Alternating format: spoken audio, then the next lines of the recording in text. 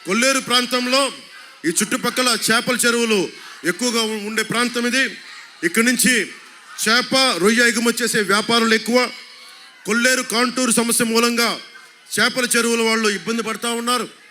వైఎస్ఆర్ గారి సమయంలో కొల్లేరు పరిరక్షణకి చేసిన ఆపరేషన్ కల్లూరులో చాలా చెరువులు ధ్వంసం చేశారు, బాంబులు పెట్టి పేల్చారు.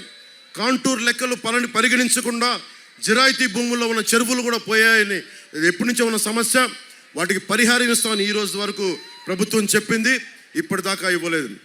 మనకి ధర్మరాజు గారు ఈ సమస్యకి ప్రత్యేకమైన శ్రద్ధ పెట్టి తెలుగుదేశం, జనసేన, బీజేపీ కూటమి ఈ బాధ్యత తీసుకుంటుంది.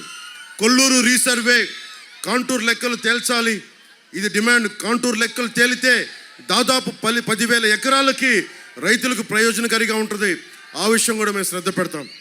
కొల్లేరులో పారిశ్రామిక కాలుష్యం, డ్రైనేజ్ వదిలేయడంతో చేపలు కూడా దెబ్బతింటూ ఉన్నాయి. అలాగే సీజన్లో వచ్చే ఎక్కడో సైబీరియన్ కొంగలు కూడా రావడం మానేసినాయి.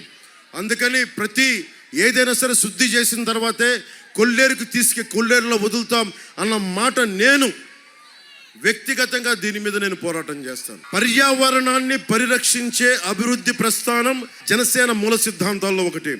దానిని ప్రత్యేక శ్రద్ధ పెట్టి పుట్ట మహేష్ గారిని అడుగుతా ఉన్నాను, మీరు గెలిపించగానే మీరు చేయాల్సింది ఈ వ్యర్థాలని తిరిగి పాతకాలంలో లాగా ఒక 2-3 దశాబ్దాల క్రితం ఎలా సైబీరియన్ పక్షులు వచ్చాయో ఈ వ్యర్థాలను శుద్ధి చేసి తర్వాత కొల్లేరులోకి వదిలేలాగా మీరు జాతీయ స్థాయిలో పోరాటం చేయాలి. దానికి మేమందరం మీకు అండగా ఉంటాం. నేనైతే ప్రత్యేకించి నేను మాటిస్తున్నాను, నాకు పర్యావరణం కాలుష్యం చాలా బాధ. భవిష్యత్తులో బిడ్డలు బాగుండాలంటే కాలుష్యం తగ్గాలి, అభివృద్ధి ఉండాలి, కానీ కాలుష్యంతో కాదు.